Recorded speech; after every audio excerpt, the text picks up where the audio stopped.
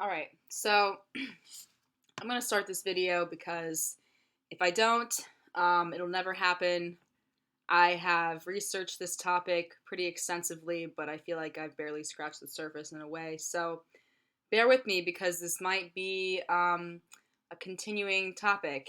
And also, I guess I'd like to apologize for not being on here in a while. Had a lot of personal stuff going on. So, yeah, I mean, internet drama is internet drama, right? So, I think I want to kind of make sure I'm on the right path here, not pay attention to too much of that, and really stick to the research as much as possible.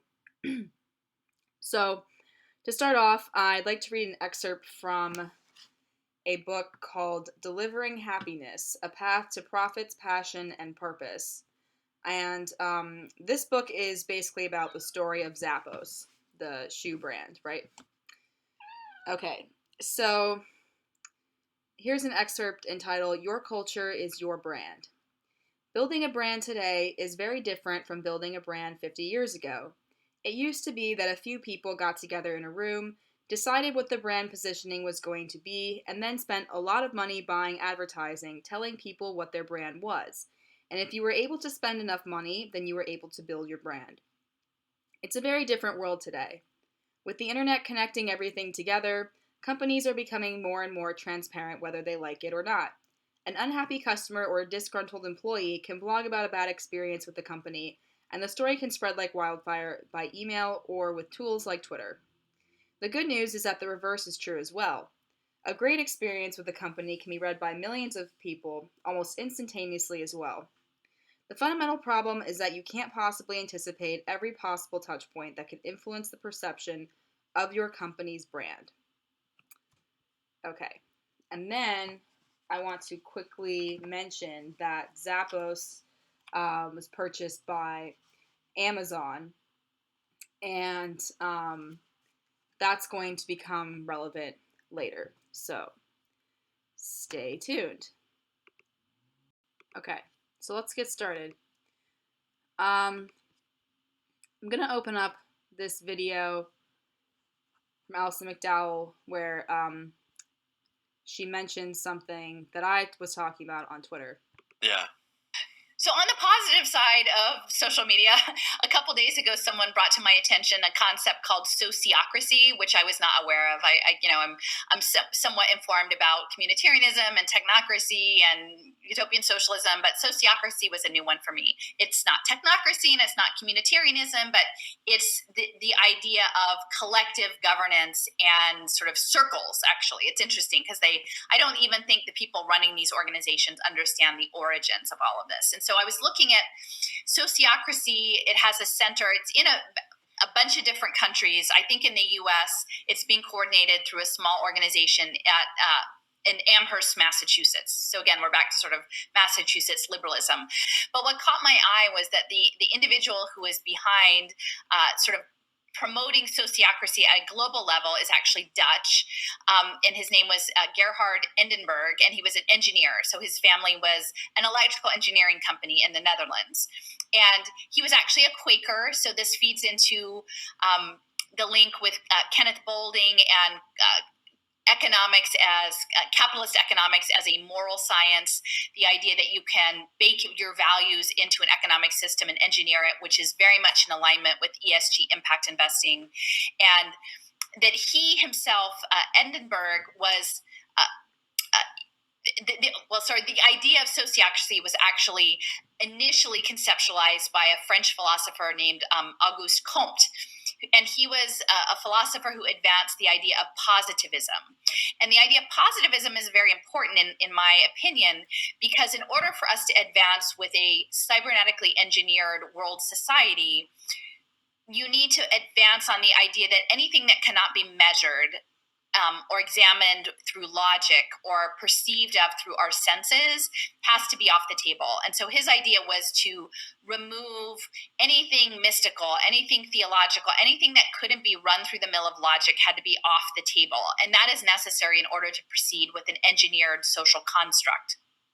So, and he was actually influenced by a gentleman by the name of Henry de Saint-Simon, who was a utopian socialist, and he was all about like the idling class, that people should not be idle and everyone should work hard.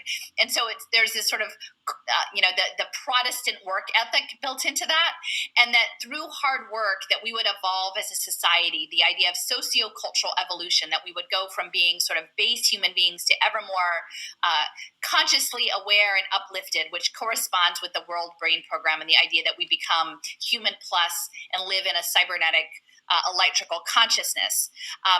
And so again, he was looking, he developed something called Saint Simonianism, and it was an economic theory where science replaces theocracy. And so this is the rise of the scientific method applied to social systems. Really quick though, I mean, she said, someone on Twitter. Well, I just wanted to point out that was me. She was talking about the peace movement, cybernetics, and I chimed in and said sociocracy has its roots in Quaker thought. Blockchain enables the merging of governance and cybernetics. And also, the decentralized, non-hierarchical meeting construct that she mentions here, segueing right into tokenized blockchain harmonization, is very relevant to this presentation and very relevant to Zappos. So we're going to talk about that soon. But yeah, so now I can close this out. And we're going to go back to the Exit and Build Land Summit, because honestly, this is giving me a lot of content. I mean, it's really amazing how many people John Bush chooses to affiliate himself with who are associated with the UN. It's kind of interesting. So this is Ted Rao, who's the program director of the Sociocracy Academy, the Institute, and Sociocracy for All, actually, which is the main organization. So Sociocracy is something that I'm sure some of you have heard about before, because it is very much promoted in this community, if you will. So, yeah, and how to apply it to intentional communities, right? Because this entire thing is about communitarianism. I mean, we went over Cynthia Tina in my previous video on intentional communities. So, these two are very intertwined as far as the organizations they're a part of. I mean, I have no idea if they have any personal relationship, but very much intertwined as far as the network of these things. So, okay, this is an article written by Ted Rao.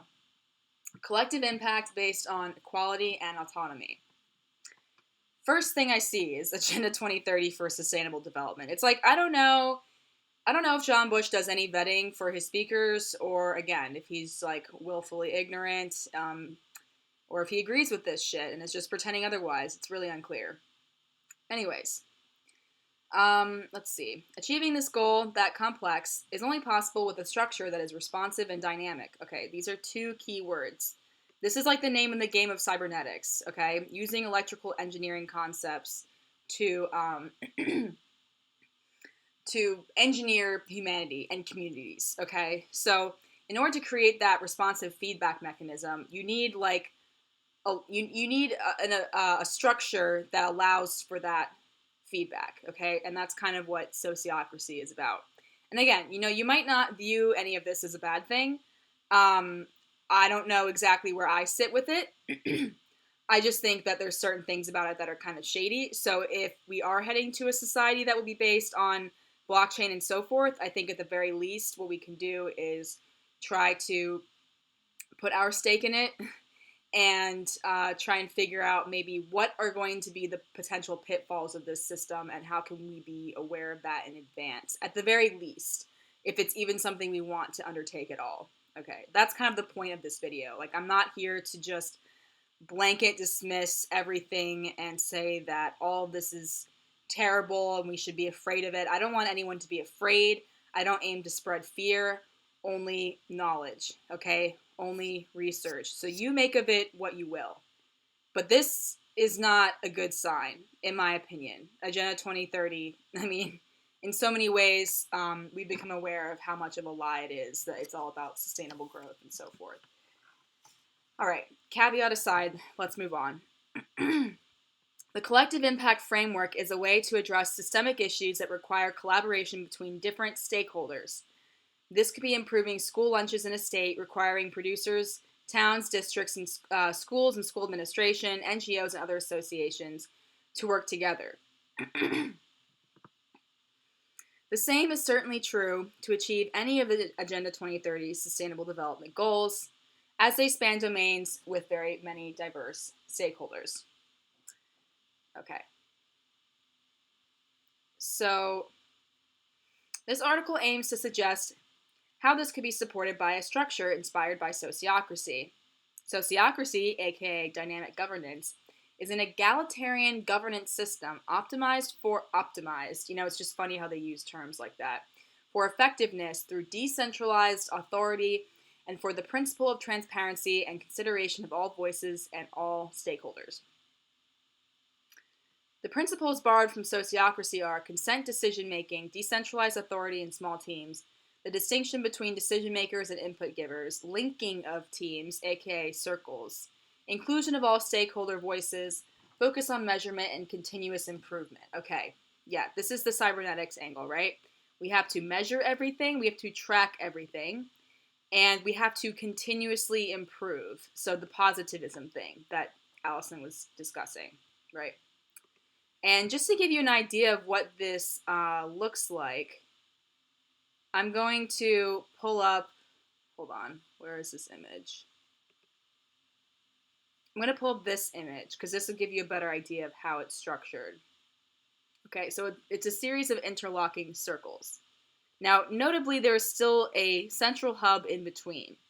So this is why I'm somewhat skeptical as to how a decentralized structure like this, I mean, if we can really call it that, because clearly it still has a hierarchy of some kind, how we can apply this to, let's say, like a large organization or even like an entire government, right? Because this looks like something that might work, for this co-op or whatever, but I'm just thinking, like, in terms of a larger organization, this seems like quite bureaucratic and quite tedious to navigate. And this Forbes article is going to discuss that. Okay, so Zappos adopted Holacracy after being purchased by Amazon, and Holacracy and Sociocracy are pretty much the same thing. Like, the differences aren't notable enough for me to get into. So yeah, we're gonna read this. Zappos says goodbye to bosses was the recent headline in the Washington Post. Oh, and by the way, I will maybe go back and finish this article, but I'm not sure how useful it will be. I mean, so this is, okay, whatever. Sorry that this is a confusing video, but this is Ted's diagram here. So see, we have all these clusters, right? I mean, this is kind of how it seems to look, like a real world example, which I find very interesting. Like, everyone is sort of designated into certain tasks, and so that's, I mean, I'm not against any sort of social organization. I'm not an anarchist, so this doesn't automatically dissuade me, but it's just why are we associating with the UN here? Okay, so yeah, everyone has their department, child circles. This way we can maintain expertise in the domain. Okay, got it. Topical circles, geographical circles. Yeah, it'll be interesting to see how government and the people living within it are structured after this technocratic revolution, because it seems like with microfinance and things of that nature, people are going to be kind of funneled into whatever interests they have, and they'll be stakeholders of that domain, but they won't really belong to anything per se. Like, I'm going to be a stakeholder in, like, real estate projects, maybe some antiques, maybe some metaverse land or something, but I'm only going to have fractional ownership of those things. And so it's going to be interesting to see how, again, like, many people could make decisions like that I'm kind of rambling, so I'm just going to move on here. He mentions here bioregion as well, which is interesting. Because so we could live in the same state designated by the current borders, right? But we could be living in different bioregions and vice versa. So it's just interesting, like how is the UN going to create a world government? Well, if you divide areas of the globe by bioregions, that's going to be hugely disruptive geopolitically. I mean, I could easily see, governments basically being, just gotten rid of. I mean, why would we even need them? It's like we're going to have to build a whole new government based on a new tract of land, like redrawing the boundaries, redoing the system.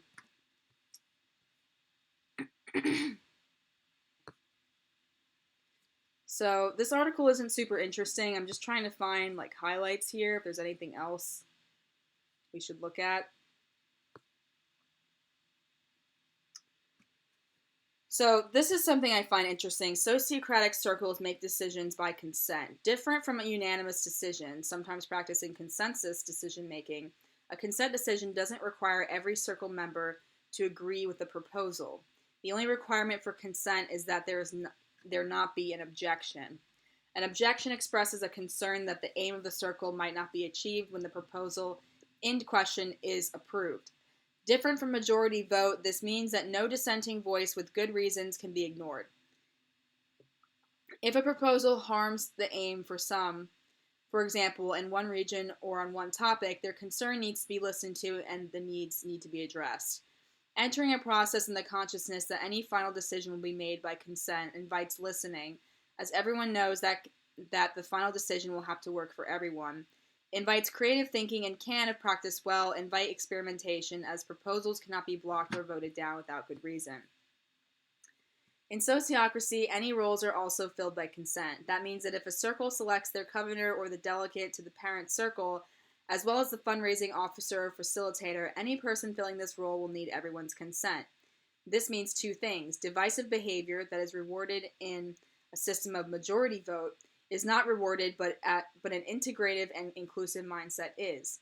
But there is also another important point. Intentionality is needed from the circle when filling a role. A volunteer might not be the best for the role, and the well-suited for the role might not volunteer. Instead, the circle selects with intentionality.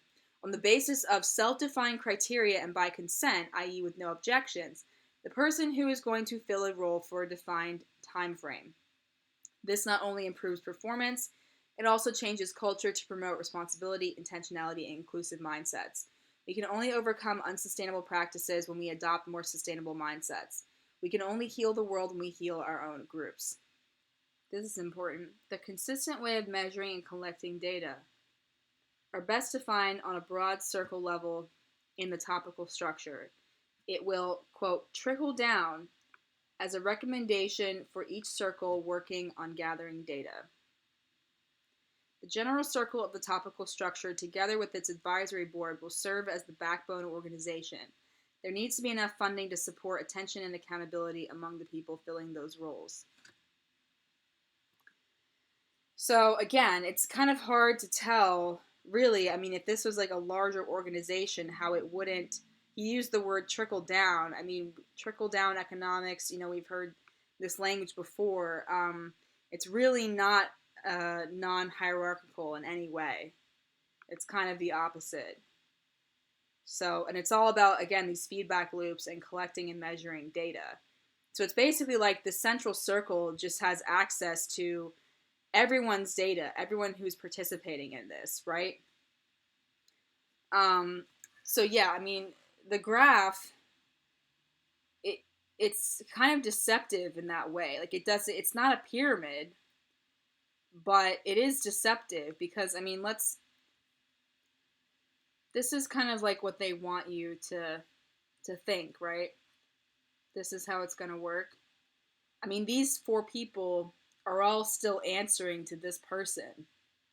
You know what I mean? It's like Here, at least, there's like a tier. There's like a couple people that I assume represent these people. So, I mean, anyways, I guess this includes tiers as well, but it's just deceptive marketing, I think. And another interesting thing about Ted Rao is that he was a linguistics professor for like 10 years. Let me find that real quick. So he knows how to put things in a way. Here we go. Yeah, Ted Rao. He knows how to put things in a way that's amenable to people, no matter what it is, right? I mean, we could look at all of this as just euphemism. Okay. Syntax and linguistics. And so he basically co-operates Sociocracy for All with this other guy, Jerry Cope Gonzalez. And so this guy runs like trainings for negotiating between different groups and basically lives in like a co-op in Massachusetts. So as Allison was saying, that's kind of where it comes from. And yeah, nonviolent communication, TM. I mean, that kind of says it all, right? I mean, this is a corporate structure. Zappos, okay? We're going to get into this Forbes article. Zappos adopted holacracy, which is very similar to sociocracy. In fact, the differences almost don't matter in this context. It's not really worth explaining. So Zappos adopted this system after Jeff Bezos purchased it, and I'm not saying it was his idea, but it's just interesting. Zappos says goodbye to bosses was the recent headline in the Washington Post. Zappos is going holacratic. No job titles, no managers, no hierarchy. The cause of the media hysteria is the announcement reported by Miss Growth that during the 4-hour meeting, Zappos CEO Tony talked about how Zappos's traditional organizational structure is being replaced with holacracy, a radical, quote, self-governing operating system where there are no job titles and no managers.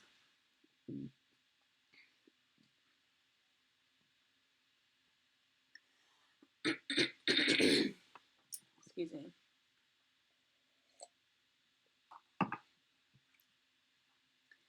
Zappos has already started and expects to complete the transition by the end of 2014.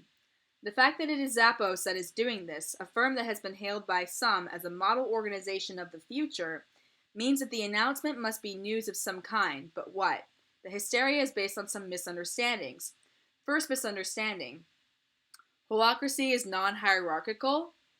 The first nonsense in this discussion is the notion that holacracy is non-hierarchical. Holacracy, a management practice developed by entrepreneur Brian Robinson in his firm Ternary Software and introduced to the world in a 2007 article, puts a lot of emphasis on consensual democratic decision-making and getting everyone's opinion. At the same time, holacracy is explicitly and strongly hierarchical. If you read the introductory article, or the Holacracy Constitution 4.0, you will see that holacracy is hierarchy on steroids.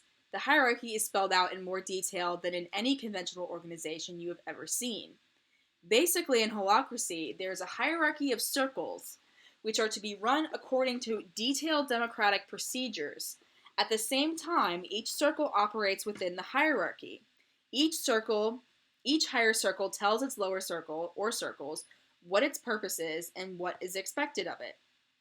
It can do anything to the lower circle, change it, restaff it, abolish it if it doesn't perform according to the higher circle's expectations.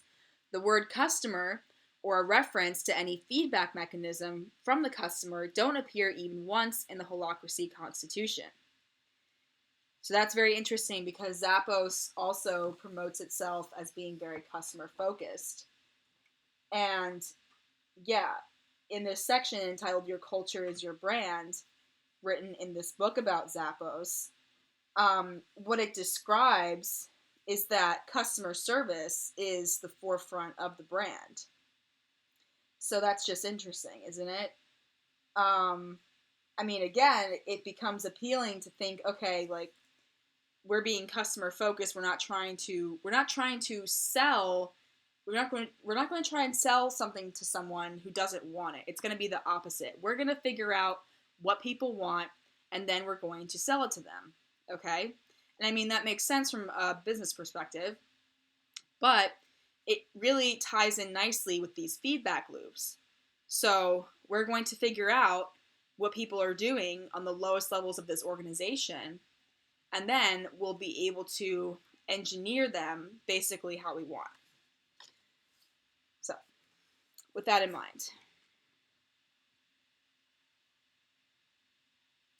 in holacracy, each circle must meet the purpose as defined by its higher circle. That purpose could be to delight customers, or it could be to make as much money as possible by taking advantage of customers with bad profits. The holacracy constitution is silent on what the purpose is. Brian Robertson has expressed the personal hope that the chosen purpose will be noble, but the holacracy constitution doesn't make that hope explicit. Holacracy is neutral on the choice of purpose. Neither the customer nor the feedback from the customer figure in the constitution at all. Holacracy is essentially a set of inward-looking hierarchical mechanisms that connect the circles. Each circle is required to be run democratically and openly, with exhaustively detailed procedures on how things like meetings are to be managed and how decisions are to be made. This is very, very similar. This is exactly, I mean, like I said, these things are not different, holacracy and sociocracy, but this is pretty much what you're getting.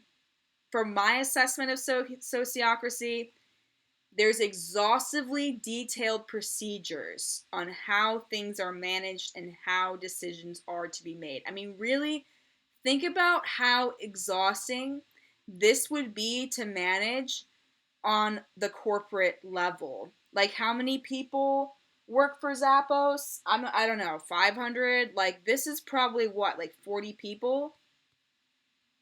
So you can see from looking at this how this could be a more interlocked hierarchy. So it's not just like, okay, Dan from PR. It's like Dan from PR and everyone else, and then there's the people at the top that are kind of just dictating things. Anyways, for those interested, there are even more detailed sets of procedures for other kinds of issues. But each circle, however democratic it is, works within a vertical hierarchy and is required to look upwards for instructions as to its purpose and guidance on how it is doing in response to that purpose. The emphasis on vertical hierarchy should be no surprise because the concept of holacracy is based on the explicitly hierarchical thinking of the authors Arthur Koestler and Ken Wilber. Arthur Koestler, who wrote The Ghost in the Machine. Ghost in the Machine argues that our entire world is made up of hierarchies of one kind or another. Beginning with language, then going to music, Koestler argued that everything in our world, including chemistry and biology, life forms and society, are nested hierarchies of entities, which, for lack of any existing word, he calls holons. Holons are Janus-based in the sense that they both look upward for direction to the hierarchical level above them, and operate internally according to A, rigid governing rules, B, flexible strategies, and C, feedback mechanisms. This perspective, Koestler argues, is correct whether the governing rules are too rigid and oppressive so as to prevent appropriate flexibility in action, pathological hierarchies, or too loose so as to encourage chaotic behavior, anarchy. In either case, we are still dealing with a hierarchy of holons. Koestler argued persuasively that this perspective enables us to understand how the mind makes sense of the chaotic signals it receives from the world through the senses and is able to take effective action. It explains how the body functions and how society operates or breaks down. He argues that it is necessary to establish any understanding of human psychology and the evolution of life. Ken Wilber, Theory of Everything, also wrote Sex, Ecology, and Spirituality. He identifies even more hierarchies. Contextual hierarchies, spiritual hierarchies, phonetics hierarchies, stellar hierarchies, hierarchies of cultural worldviews, autopoietic hierarchies, technological hierarchies, economic hierarchies, phylogenetic hierarchies, and so on. The cosmos is a series of nests within nests within nests, indefinitely expressing greater and greater holistic embrace. Holacracies, holarchies of holons everywhere. This is why everybody had their own value holarchy, and why, in the end, all of these holarchies intermesh and fit perfectly with all the others. The universe is composed of holons all the way up, all the way down.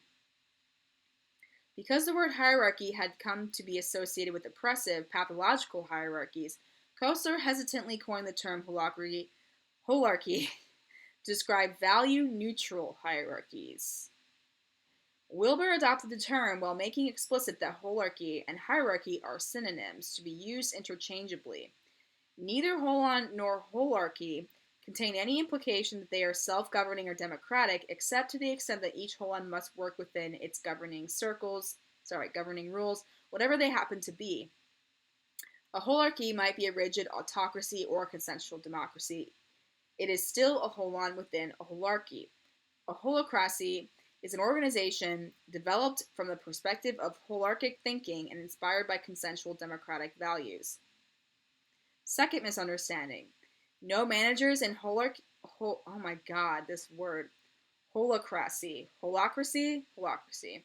The second misunderstanding in the media is the notion that in holacracy there are no managers. In a holacracy there may be no one with the title of manager, but there are roles that are, in every respect except the title, managers. Okay? So this is a problem. If we can't name reality here, it's like, oh yeah, no, it's just Carol. Carol. She's not managing the security side, the condo management. It's just Carol, guys. Just Carol. Just Julie. Bob. It's just Bob. Bob's not the CEO here. He's just Bob. Like, okay. Yeah. It's just funny. The fact that this project manager role isn't called a project manager doesn't mean that there are no managers, nor does the fact that the accountabilities of the role can be changed in accordance with the governing rules of the circle make him or her any less of a manager in the normal sense of the word. In fact, the responsibilities of the core rules in holacracy, such as lead link, rep link, facilitator, and secretary, are spelled out in exhaustive detail in the holacracy constitution. Yeah, it's really just meant to exhaust and confuse you, honestly. Make you think that you're not in a hierarchy when you are. Any responsibility that isn't explicitly covered is assigned to one of these roles. To suggest that there are no managers here is absurd. Third misunderstanding. In holacracy, anything goes. To an outsider, it is a wonder that anyone in a holacracy ever masters these detailed procedures without the help of a resident lawyer, or that people ever have time to get anything done and deliver value to customers, given the time and effort needed to master and comply with these immensely complicated internal procedures. It may be that once people get the hang of the arrangements, they're not as complicated as they look, but holacracy is about as far from anything goes world as you could possibly get. Yeah, where's the customer in this? I don't know how important this is. I mean, it is interesting that the customer is not in the picture. So, yeah, and this is interesting, right? Holacracy is now formulated. It's not the solution. Okay. All right, so we've been over this image here.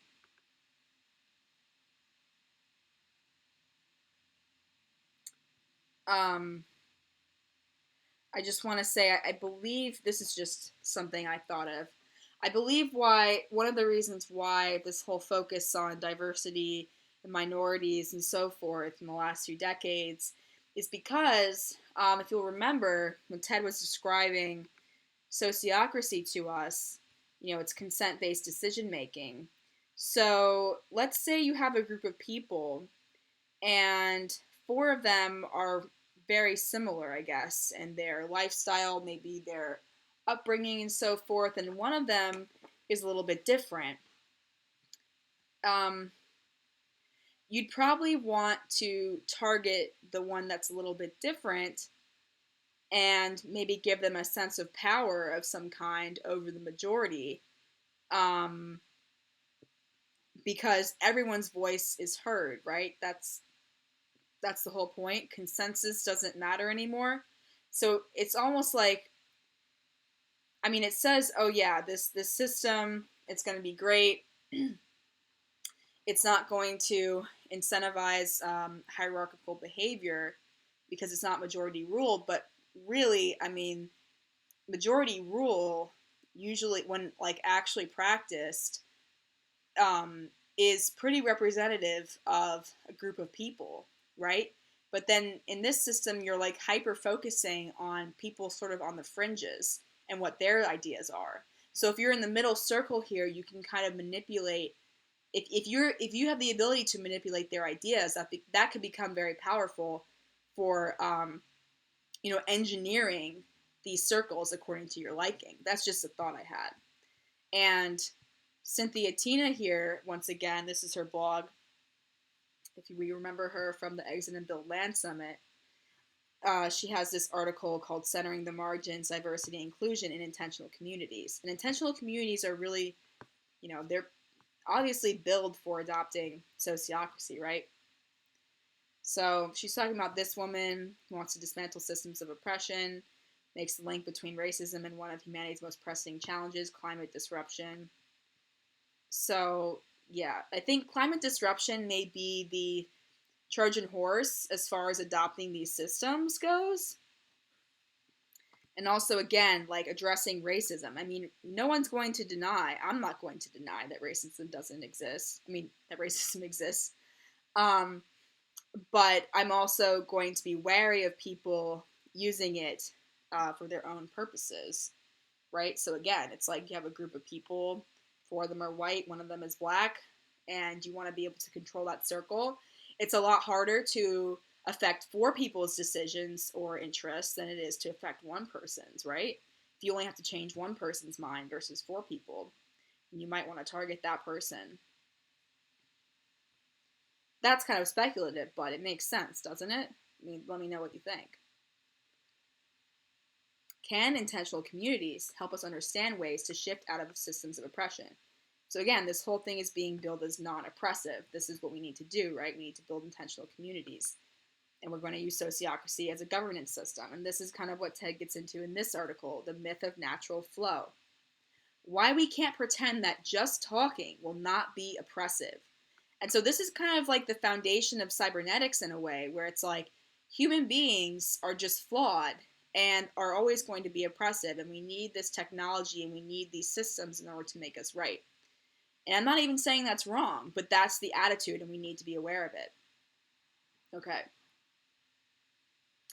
When teaching or facilitating, I often hear, can we have a meeting and just talk without any special format? It feels more natural that way. Sure, you can, but I won't join you. Why? Because I'm aware of what we are buying into when we promote, quote, natural flow. Natural flow is when people speak as they are moved to. It is what happens outside of any agreed upon format. The studies cited below show that the absence of intentionality, again, intentional community, intentionality, this is all like fucking linguistics hocus pocus, okay? Around turn-taking manifests in oppressive patterns. As an example, the below findings are about gender, with gender being just one axis of oppressive patterns in our societies. Males talk for longer and make more frequent contributions than females in formal contexts. Men interrupt more often, especially when the conversation partner is a woman, and even when the woman is in a position of power. Once again, I'm not disputing this. I'm just unclear as to whether this system is actually going to address the fact that women have been oppressed for a very long time. Okay? Like, this is not... This guy, I mean, I don't trust him. I just don't. I mean, look at his fucking Duper's Delight smile. Like, can we go back to his LinkedIn picture? Ted Rao, he, him. Like, I know I'm not gonna fit into this group because they're gonna want to go around in a circle and ask everyone their fucking pronouns, and I'm gonna say fuck you. I don't pull that shit. Like, anyone with fucking pronouns in their bio, honestly, is like a fucking moron. Like, you just can't convince me otherwise. So sorry if I've offended you, but that's just what I think. Okay. If you want to tell me that in your meetings everyone is equal, consider the possibility that you are biased. We all, men and women, hold the preconception that women talk more often than men, even when this is not supported by facts. Blah blah blah blah blah. Okay, right. Again, there's a lot of real problems that need to be addressed in the world. Um, but I'm always wary of people presenting solutions to this. I just am. I mean, it's like, okay, do we really think we can get out of that situation that easily? All we have to do is to adapt this structure, and we're going to move past racism and climate disruption and women's problems. Like that seems kind of reaching, but okay, maybe I'm insane. I don't know. Once again, decide for yourself. Don't listen to my opinions. Like, do this research yourself if you really care. So, anyways, yeah, it's just like, oh, there's no way to just interact with people. It's not how it's gonna work, basically, is the point of this. Speaking in rounds does not mean that everyone has to make use of their turn. Does passing undermine the use of a round? No. Having a turn in passing is entirely different from not having been asked. It's really, again, if we're living in an age where there's going to be data collection on steroids, then it's like, yeah, everyone will be forced to participate in the system. There's no opt out function. Like, you have to be a member of this, you have to participate. So, yeah. Okay. So, anyways, and I think, it might be possible that this guy is very well meaning. I mean, the description of the Sustainable Development Goals obviously all sound like great things. So, I mean, we need to be looking at the real world implications of these things, right? Okay, so that's where I'm going to get into this movement of sociocracy and sort of the origins of it, which Allison touched on previously. So, actually, I don't think we need to really watch this video. Maybe I'll come back to it. But I took a screenshot of this picture that came from Sociocracy for All themselves, right? But I did not draw this. This is, okay, this is their tree, right? So we start here, the Quakers. We go to Auguste Comte, which Allison mentioned, okay, positivism. Then we get to Gerard Edinburgh, which he's the guy that invented the sociocratic circle method. So, but he was also very influenced by cybernetics. Okay, so this is really key. Norbert Wiener wrote a book called The Human Use of Human Beings. Okay, so then from these roots, we get holacracy. Okay, Brian Robertson. We get sociocracy, James Priest. Now we're up here with Ted Rao at Sociocracy for All, and this guy, Rodrigo Bastos. Okay, so I just want people to be aware of where this system is coming from. We need to be aware of the roots of it in order to know where it is growing. Okay. So this article from the Sociocracy for All website asks the question, could sociocracy be used to self-govern a country? And here's where it says how it might. Okay, radical version. If we truly wanted to run, let's say, a town sociocratically, here's how it would work. We'd have to break down the town into small bits of neighborhoods that then run themselves. The neighborhood circles would have to be linked and nested to A, represent the people. Yet there is also work to do, for example, roads to build, a school system to run, etc. Those should be addressed as locally as possible, yet some centralization might be useful. For example, to make sure the school system is equal in all neighborhoods. So again, it's like, yeah, we're really decentralized. Otherwise, we run the risk of less wealthy part of town to be run with fewer resources. Also, of course, there's just a lot to say for synergy. Higher level topics that can't be broken down to a neighborhood level, like the sewage system, would need a circle that decides town-wide. These circles would have a B topical domain, e.g., education, sewage, etc. It's unclear how they be connected, but that's mainly a design question. What is striking in this model is that power would be radically localized. The way I explain this model to people is like this. We might still have an overall leader of the city, regional, national level, that would be selected by their layer, but with most of the power dispersed in local groups, the sliver of power they would hold would be so small that probably no one would even bother knowing that leader's name because they'd be almost completely insignificant. There are examples of real-life action in this domain. See the neighborhood community network, for example, in India, where hundreds of thousands of adults, and also in a separate structure, children, are organized in neighborhoods that are nested and linked in several layers up to a national level. They already use the sociocratic selection process and are determined to use consent as a decision-making method. I want to skip ahead to this Wikipedia article on sociocracy. So, it's talking about the Quakers, okay. And this quote actually comes from a German book, okay. But it's interesting. The model placed a high importance on the role of trust. For the process to be effective, members of each group must trust each other, and it is claimed that this trust will be built over time as long as this method of decision-making is used. When applied to civic governance, people would be forced to take an interest in those who live close by.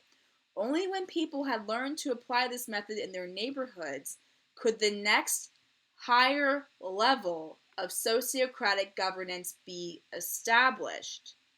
Eventually, representatives would be elected from the highest local levels to establish a world meeting to govern and order the world. Okay, so yeah, I think that kind of says it all if you want the truth, okay? It's radically localized so you can get used to the process and adopt it and think that it's basically your idea. And then it will creep into a hierarchy, a holarchy. Okay? Circle organizing method, circular casual feedback process. The reason why it needs to become localized first is because they need the feedback process. You cannot opt out of the participation process.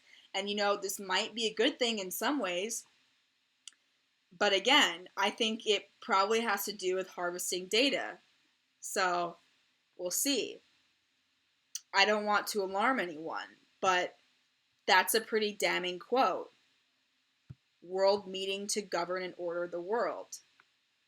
Like, I don't know what I'm supposed to think about that. But let's get back to this organization that is mentioned here, the Neighborhood Community Network. So this is in India, right? AKA governance from below. So, also notice this. GFB aligns with activity involving adult and or children's parliaments throughout the world.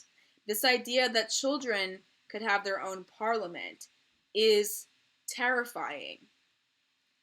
And if you don't understand why implicitly, I'm going to explain. Okay. Some of our partners. There's this guy who runs this stuff. Here they are in their little circle here. Okay. Yes, the website, worldchildrensparliament.earth, is designed and maintained by the children themselves. I don't see how that could go wrong in the long term if widely adopted. Let's just check it out, okay? This is their little Canva presentation. We are the youth voice and participation element of the work delivered by many parliaments from different places in the world. We are responsible for linking young people together internationally to get involved in politics and community work, share ideas and opinions, and to collaborate together on campaigns as youth activists. Greta Thunberg much? Who are we? We work with young people from a variety of different countries. We are currently centered around the United States, United Kingdom, Africa, and India. We have young people from an array of different backgrounds, including parliament members, fundraising leaders, elected youth representatives, school counselors, and more. We welcome any young person who is passionate about their community, excellent at teamwork, optimistic, and has limitless potential in a network like ours. I just don't understand why this promotion of youth activism. I mean, when you were a kid, like, did you have any good ideas really? Like, have you stuck with those ideas? Because most of the ideas I had when I was a teenager, I no longer believe in, quite frankly. Um, and also, I think it lends support to the idea that children can consent, right, Derek Bros? Children are capable of making certain decisions for themselves, and I just don't think they're able to. But if we're allowed to expand the definition of citizenship to include children, that opens the door to, sexual consent and other things that are clearly not appropriate. And furthermore, the severing of children from their parents and the destruction of families. So I think this is a lot more sinister than it appears, to be honest. I mean, children are just not capable of making these decisions, and they can be manipulated to whatever agenda, um, is seen fit by the elites who plan to use them, as a cute little face to support their sinister goals. Let me see if there's anything actually interesting in this presentation other than some like bad art. Okay, sociocracy, right? So they use sociocracy as their governance system. Sociocracy is a system of governance which seeks to create harmonious social environments and productive organizations. Recognizable characteristics of sociocracy include testing for consent as opposed to majority voting to make sure everyone's voice is heard, discussion by people who know each other, and operating in circle groups with distinguished circle responsibilities. We use sociocratic methods in this work to help us make sure everyone's voice is heard and to increase our productivity when working in groups.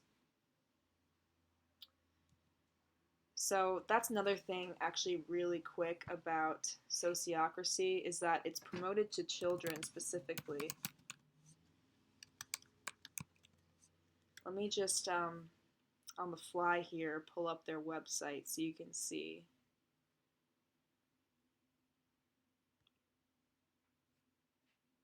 Sorry, my computer is a bit slow.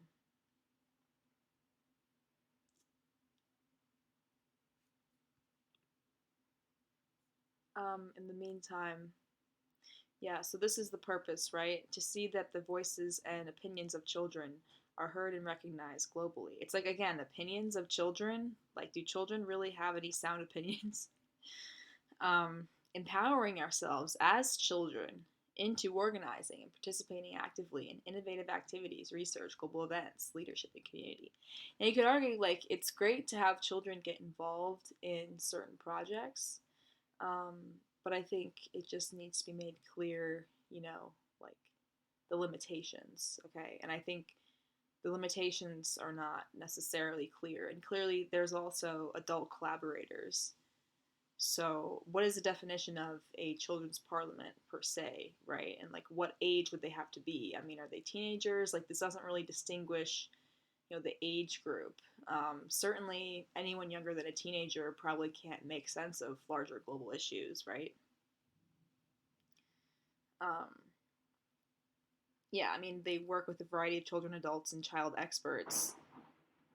So, it's also terrifying to think about how many, quote unquote, child experts, people that work supposedly on behalf of children, are actually involved in, the child sex trade and so forth. So that's kind of scary.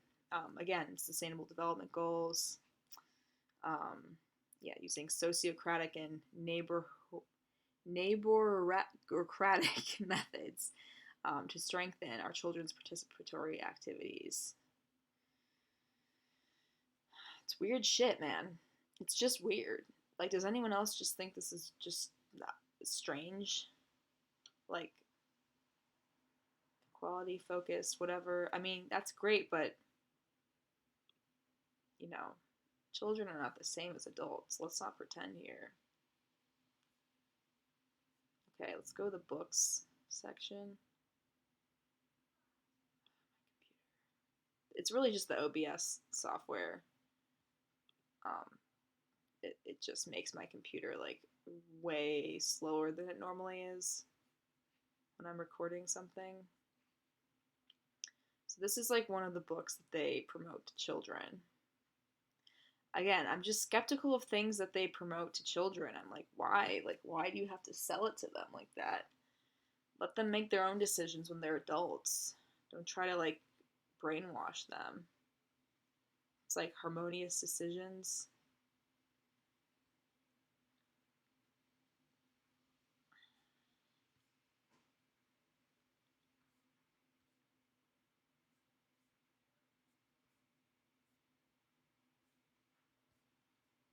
Anyways, I don't know. I just find it kind of creepy.